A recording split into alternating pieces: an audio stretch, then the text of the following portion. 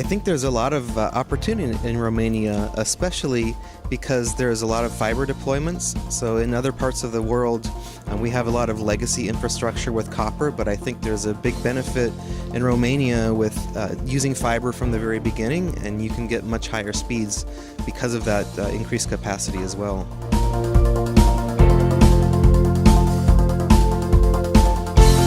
Să împărtășesc un pic din experiența noastră de atacuri, pentru că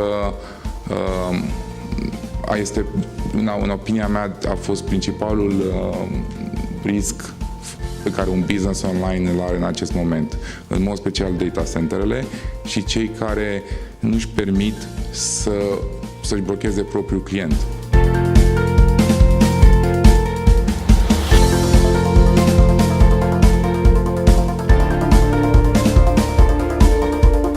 Maximizarea eficienței transportului de date, în sensul în care ar trebui să fie mai folosite mai puține cabluri și fibre optice și mai multe echipamente care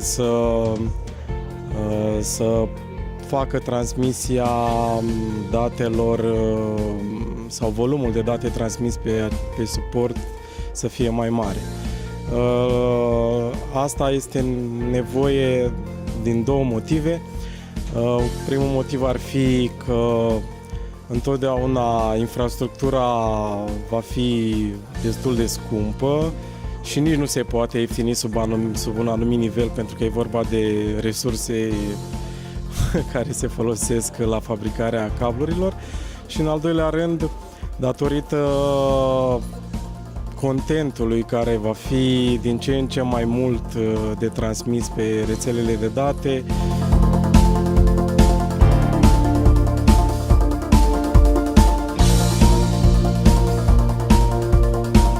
la fel cum în domeniul carrier și domeniul telecom există wholesale și retail, evident că și la nivelul data center-ului există wholesale și retail, cu mici observații că partea de infrastructură la care facem referință atunci când discutăm despre data center nu se referă la bandă, ci se referă la capacități, de obicei de putere și suprafață. Un data center de tip wholesale, data center de care tip nu prea există la noi, întrucât industria este încă mică în România, se ocupă practic cu închirierea unor infrastructuri gigant de domeniul megavaților, să zicem, unor terțe părți care utilizează aceste infrastructuri drept proprii data centere pentru a dezvolta serviciile pentru mai departe.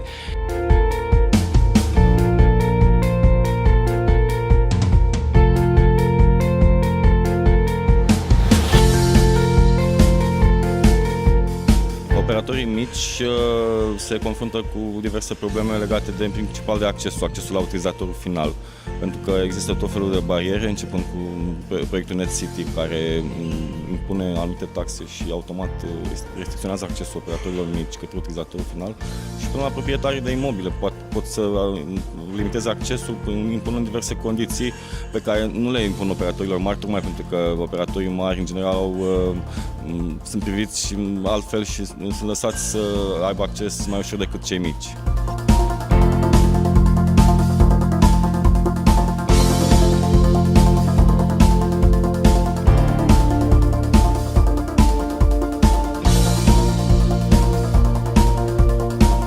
Avem un echipament foarte mic care are 2 porturi TNG, 8 porturi de gigabit Ethernet, mai avem un port de consolă, poate fi alimentat Power over Ethernet,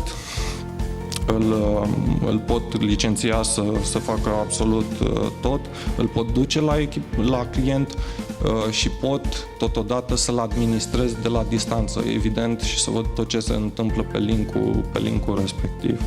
Da. Și acum vine adevărata minunăție și o să las slide-ul viitor să vorbească de la sine.